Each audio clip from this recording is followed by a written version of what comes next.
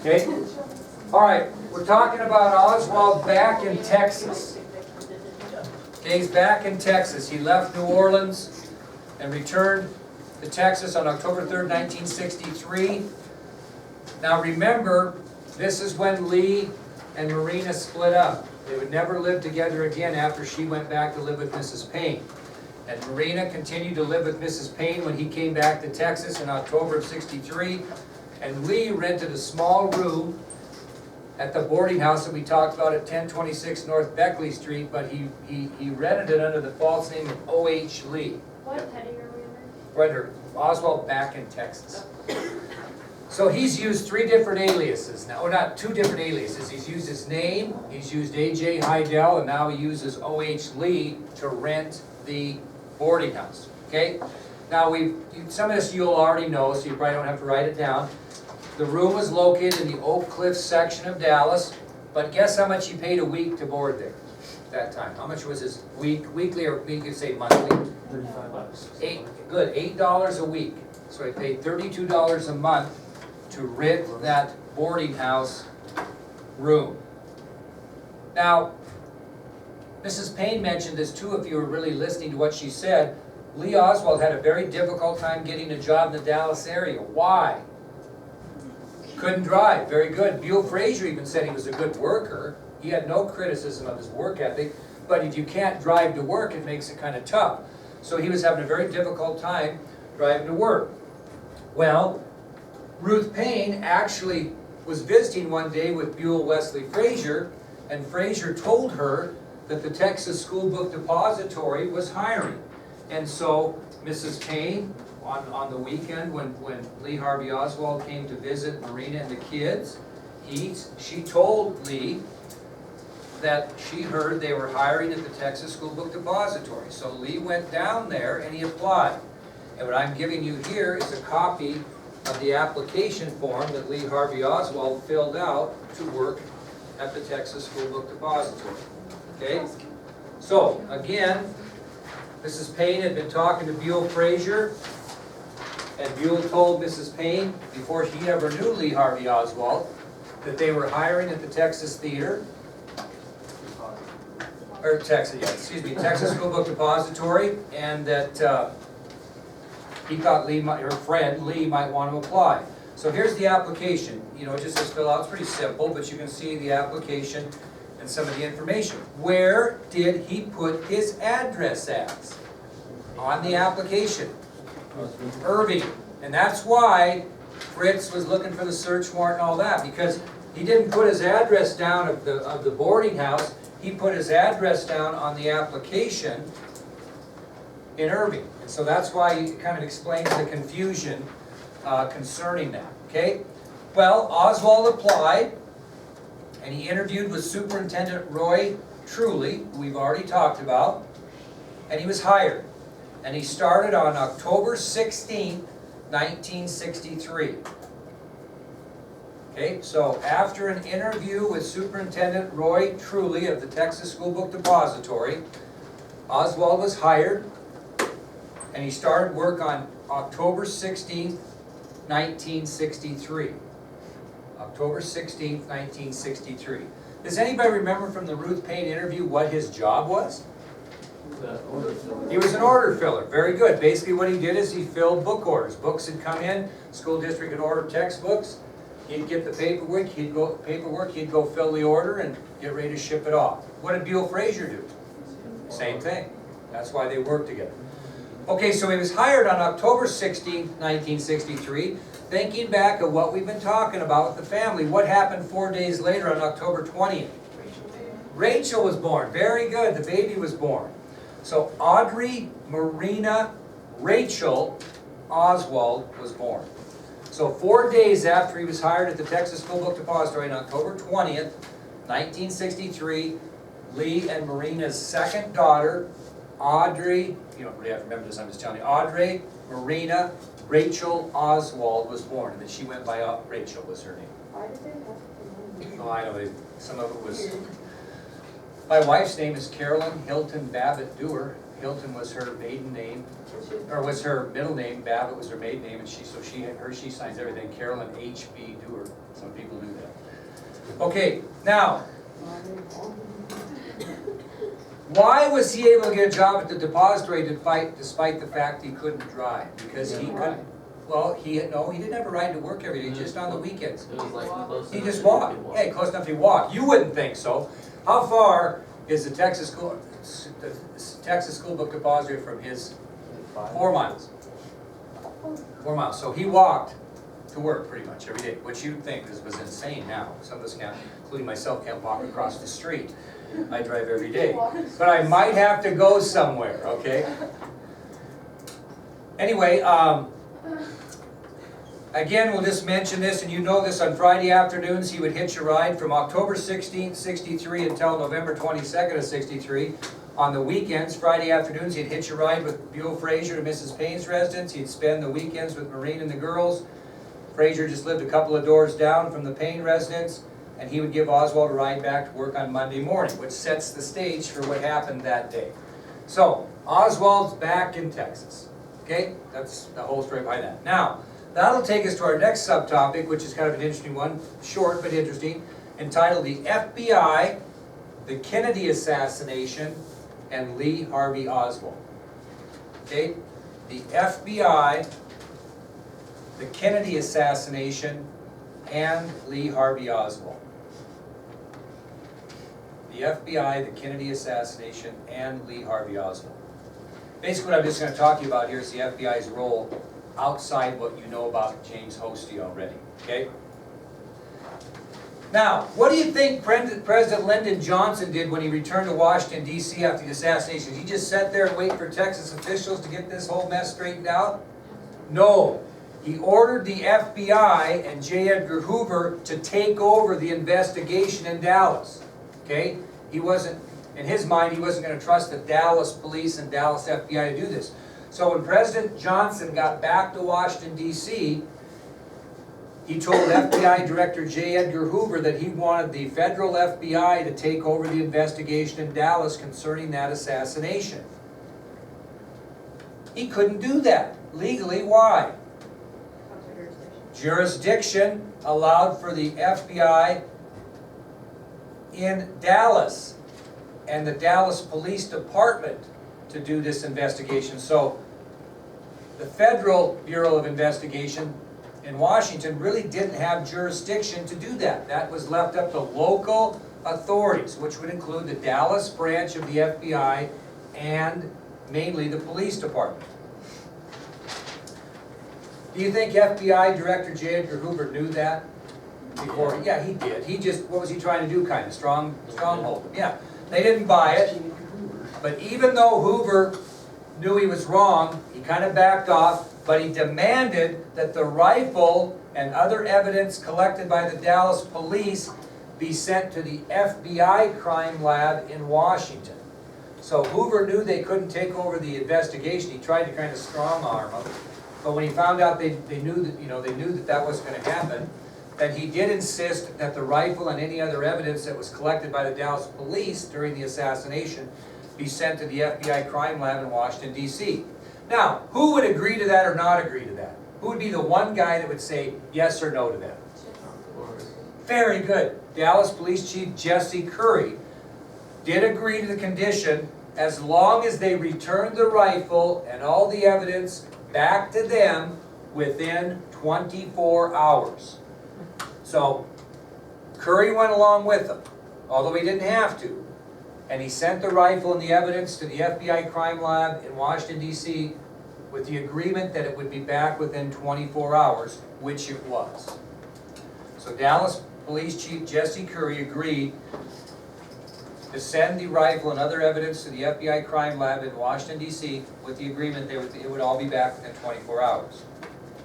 Now, let's talk about the FBI, especially the Dallas branch of the FBI, which James Hosty worked for. They had Oswald under surveillance since when? When did they start surveillance on him? Not Russia.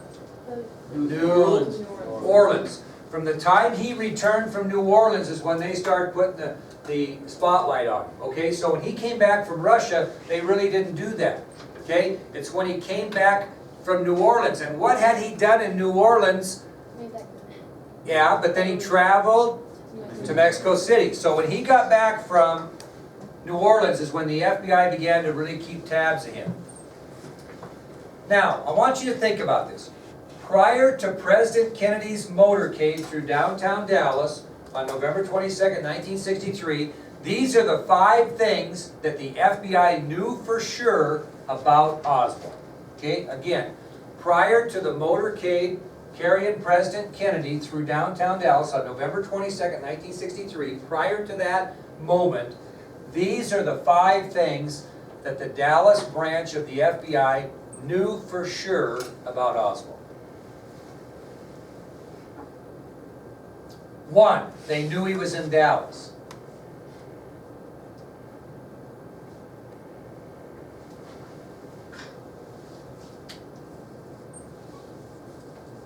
2, they knew he was a practicing Marxist. Anybody know what a Marxist is? What's that? Follower of Karl Marx, which believed in what? Communism and a different value, but he was a practicing Marxist, which was almost like a practicing communist. Okay? He was practicing the beliefs of Karl Marx. Number 3, they knew that he had defected to Russia and sought citizenship there. They knew he had defected to Russia and sought citizenship there. They knew he had defected to Russia and sought citizenship there. 4, they knew he had married and returned to the United States with a Russian wife. They knew that he had married while he was in the Soviet Union and returned to the United States with his Russian wife. They knew that he had married and returned to the United States with a Russian wife. And probably the thing that threw everybody a loop when they found out, what's the 5th thing they knew before the president's motorcade came through downtown Dallas on November 22nd, 1963? What's the most important thing they knew? He worked at the Texas School Book Depository, which was on what? The motorcade route. Who accumulated all this information we just talked about, those 5 things? James Hosty. Very good. Now this is kind of an interesting thing here. The Dallas FBI chief, the guy that was chewing Hosty out on the movie Parkland that we watched, do you remember that? His name was J. Gordon Shanklin. Okay, he's on your ID sheet. So the head of the FBI in Dallas, the Dallas FBI chief at this time, Hosty's boss, was J. Gordon Shanklin. And he's the guy on the video of Parkland that was really upset at Hosty. Do you remember that? Swearing at him in the works. Well, after President Kennedy was assassinated, a reporter for the Dallas Morning News by the name of Hugh Ainsworth. Where is my Hugh Ainsworth? Here he is right here. Hugh Ainsworth interviewed Shanklin about the FBI's knowledge on Oswald. So after Kennedy was assassinated, Hugh Ainsworth, who was a reporter for the Dallas Morning News, interviewed FBI Chief J. Gordon Shanklin about their knowledge on Oswald prior to the assassination. Now the cool thing about Ainsworth, if it's cool, he was present, he was in Daley Plaza when President Kennedy was shot. He was at the Texas Theater when they arrested Lee Harvey Oswald, and he also was in the basement of the Dallas Police Headquarters when Oswald was shot. He was the only man that was a witness to all 3 things as far as the media went. Okay?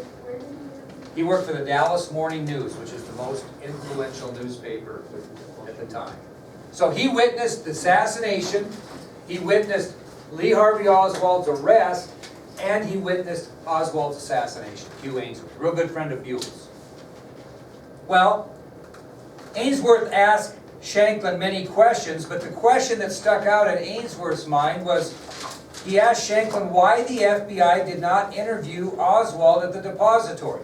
First they asked him, why didn't you interview him in his home? What was the answer from the FBI? Steve? He didn't know where he lived.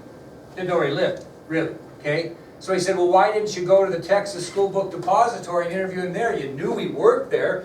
And Shanklin's reply to Ainsworth is they were afraid if they did that, Oswald would lose his job. You know what Ainsworth's reply back to Shanklin was?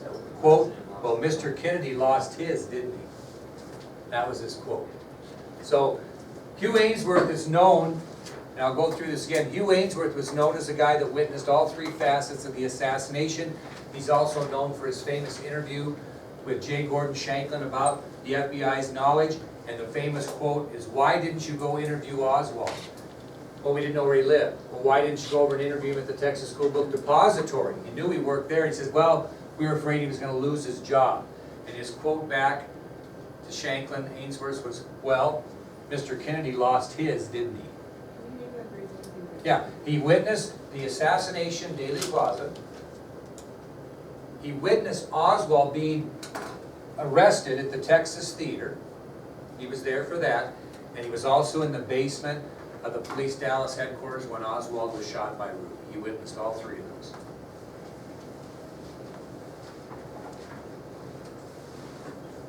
Okay, let's see how much we remember from Parkland. After Oswald killed President Kennedy and then was murdered by Jack Ruby, what did Hosty do at that point? Burned all the files in the toilet, didn't he? And who ordered him to do that? Shanklin. So after Oswald killed President Kennedy and was then murdered by Jack Ruby, Hosty was ordered by Shanklin to destroy the evidence, and he did that. You saw him burning it up.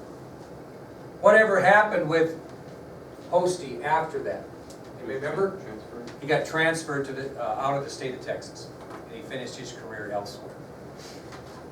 So that's what I mean when I talk about the FBI, the Kennedy assassination, and Lee Harvey Oswald. They had a lot of information on him and really didn't act on it. Okay, I want you to put your pencils down, and I want you just to listen to this, because this is the more detailed, why did Lee Harvey Oswald assassinate John F. Kennedy? Okay? Now, what? You don't have to write this down. I'm going to just want you to listen carefully. This is kind of my thought on this with some help from some people that have influenced me. Okay, the evidence is clear that Lee Harvey Oswald was the man that assassinated President John F. Kennedy. That's my opinion. No question, he's the guy. It's not clear about Oswald's killing of President Kennedy is why he did it. Why did he do it? Now, because Oswald was killed by Jack Ruby, we're never going to know why he shot the president. So the question becomes, did Lee Harvey Oswald have a plan to get away after the assassination? Okay, now just listen to me, just bear with me. If so, where was his destination? Think about it. He left no instructions behind to his wife on what to do after this assassination attempt, like he did with the Walker attempt. He didn't tell her what. So I think he thought he wasn't going to get caught. I think he thought he had a good enough plan. Remember, he left $170 and his wedding ring behind at Mrs. Payne's home. And do you think it might be possible in your mind that he was trying to get back to Mexico City? Okay, so he leaves his wedding ring for no identification. He probably leaves that money because he wants to make sure his wife and those kids are taken care of. Okay?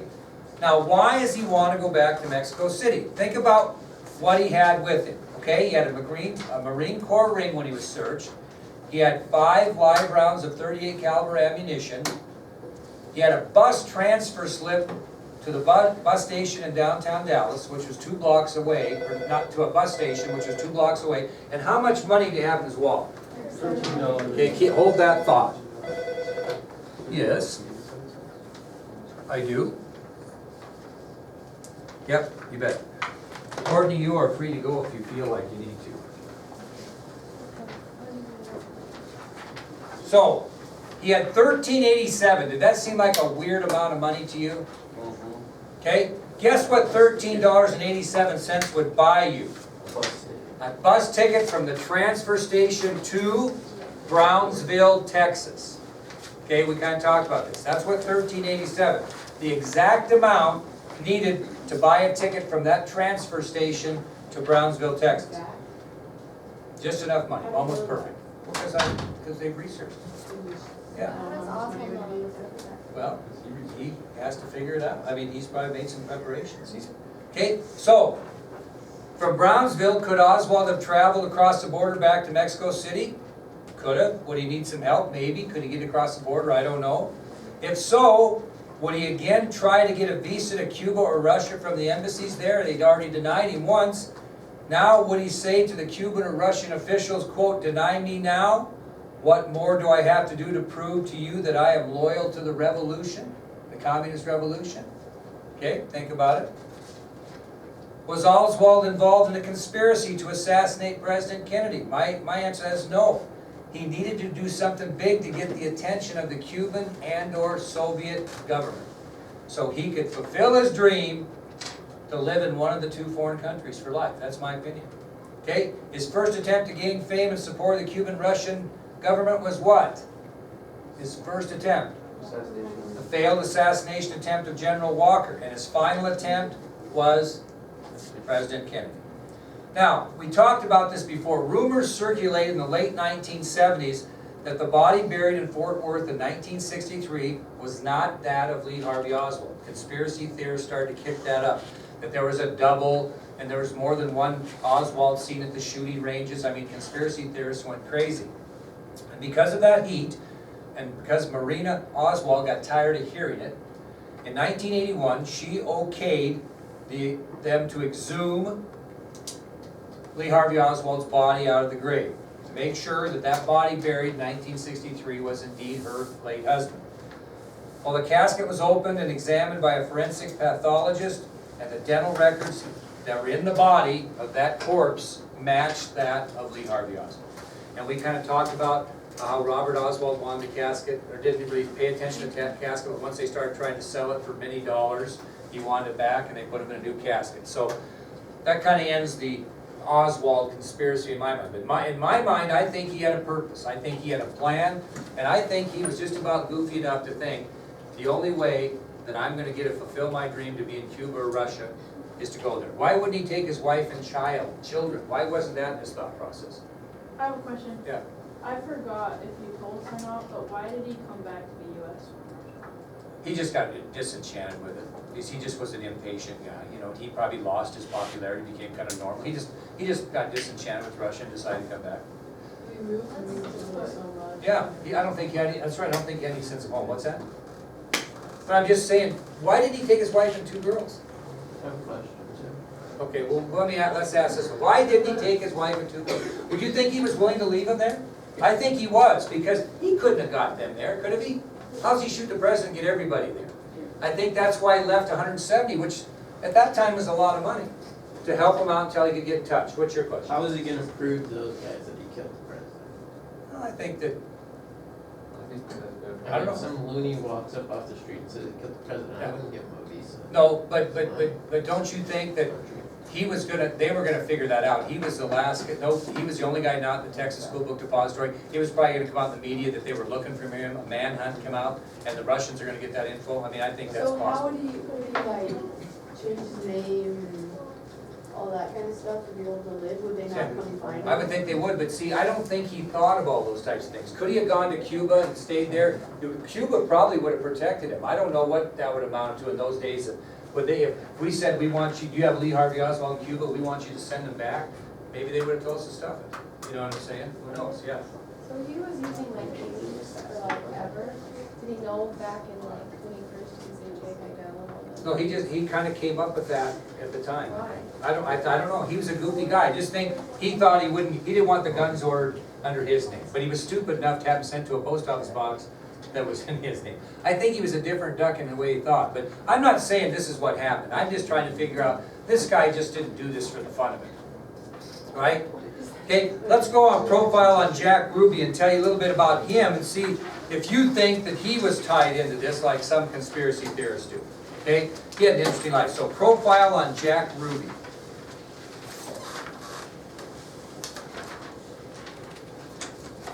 Okay, Jack Ruby was born on March 25th, 1911 in Chicago, Illinois. Okay, he was born on March 25th, 1911 in Chicago, Illinois. And he wasn't born Jack Ruby, was he?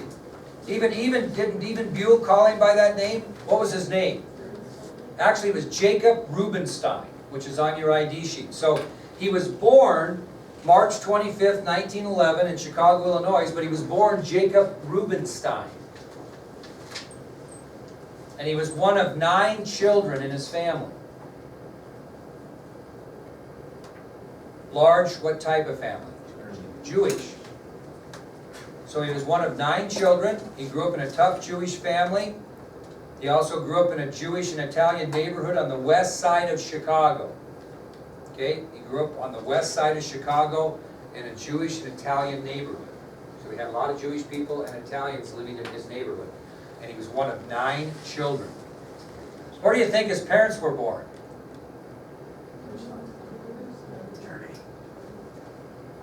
Poland. Okay, both of his parents were born in Poland, and they immigrated to the United States in the early 1900s. So the family came from Poland. Okay, both of his parents were born in Poland, and they immigrated to the United States in the early 1900s, ending up on the west side of Chicago where they raised their 9 children. Ruby had a nickname. His nickname was Sparky. Why do you think of that? What? Quick, short temper. Very good. They called him Sparky because of his quick, short temper. Now, I'm not saying this wrong, but it'll catch your attention. He finished the 5th grade and dropped out of school at the age of 16. He finished the 5th grade and dropped out of school at the age of 16. Does that mean he was a 16-year-old 5th grader? It means he finished the 5th grade and then in and out of school and finally dropped out at 16. So you're not confused. Okay? So he did finish the 5th grade. So he only had a 5th grade education. And he just kind of went to school, didn't go to school, didn't have much success. And finally he dropped out of school at the age of 16. And he got a job running errands for Chicago mobster Al Capone. True story. So he got a job running errands for notorious Chicago mobster Al Capone. So obviously he has ties with the mafia, and the mafia wanted Oswald Simons. That's what conspiracy theorists will say. But anyway, he got a job running errands for notorious Chicago mobster Al Capone. Well, after that, he spent some time in Los Angeles and San Francisco, and he finally came back to Chicago in 1937. So he decided to get out of Chicago. He went to Los Angeles for a while. He went to San Francisco for a while. And in 1937, he came back to Chicago looking for a job.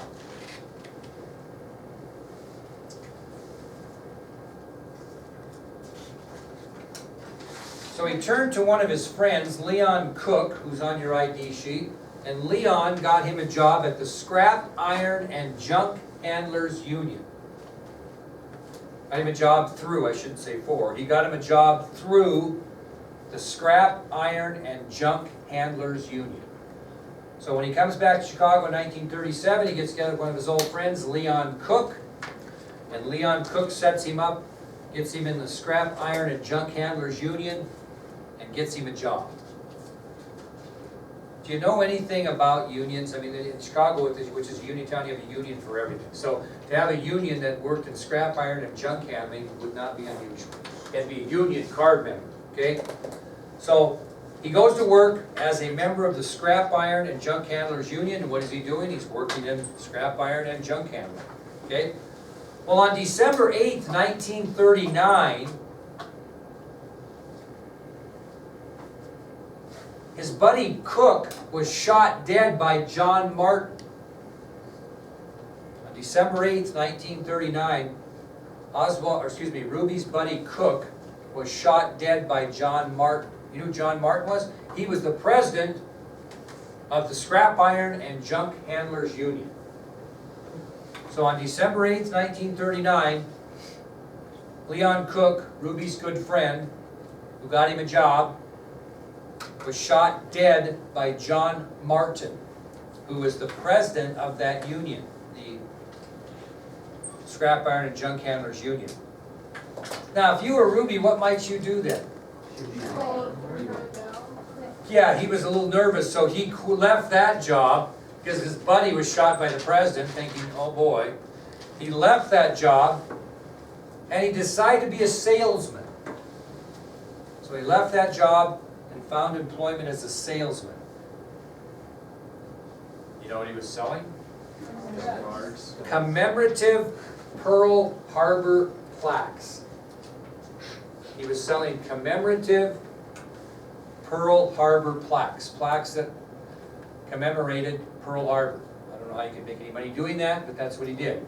He found employment as a salesman and he sold plaques that commemorated Pearl Harbor. Well, what happened in 1943? Think about our history. What did Ruby do in 1943? He was drafted into the military and he served in the Army Air Force during World War II. So in 1943, after Pearl Harbor, Ruby was drafted into the military and he served in the Army Air Force during World War II. Okay, he was drafted into the military in 1943 and served in the Army Air Force during World War II. He wasn't a real mover. He actually attained the rank of private first class, which is not the bottom, and he was honorably discharged in February of 1946. So he was drafted in the military in 1943. He served in the Army Air Force during World War II. He attained the rank of private first class and was honorably discharged from the Army Air Force in February of 1946, when he returned back to Chicago.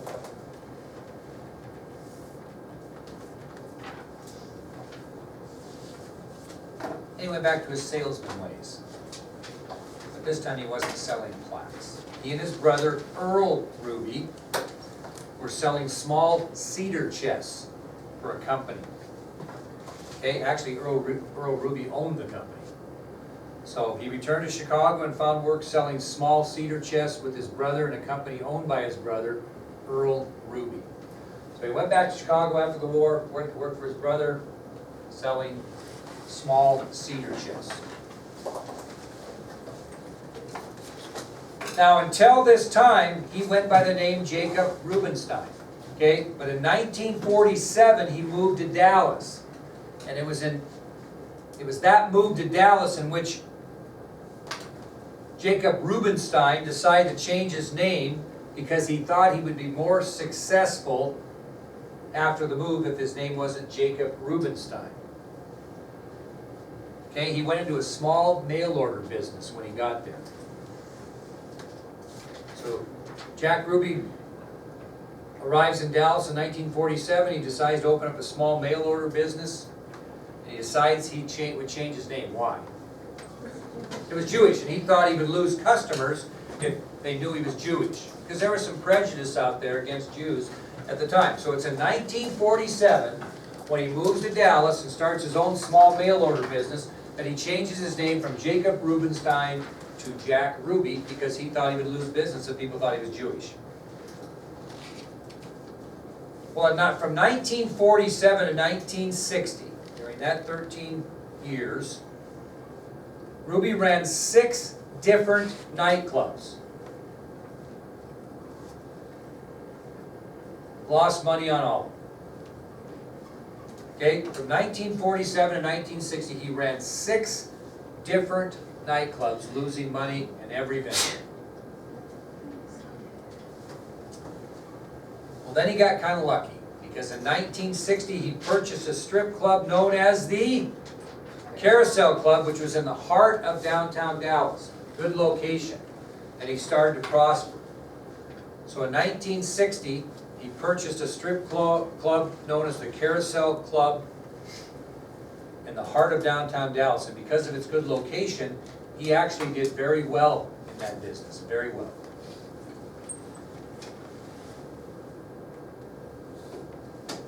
Now, we'll leave you with this for today. Ruby was a good person to work for. He went to great lengths to help out his dancers, just like going down and wiring the money to the gal that needed it for rent. Okay? He considered his dancers' family. He treated them very well. He had a very friendly relationship with the Dallas Police Department as well. Many Dallas police officers frequented his club, many. There were about 1,200 Dallas police officers employed at this time, and Ruby knew almost all of them.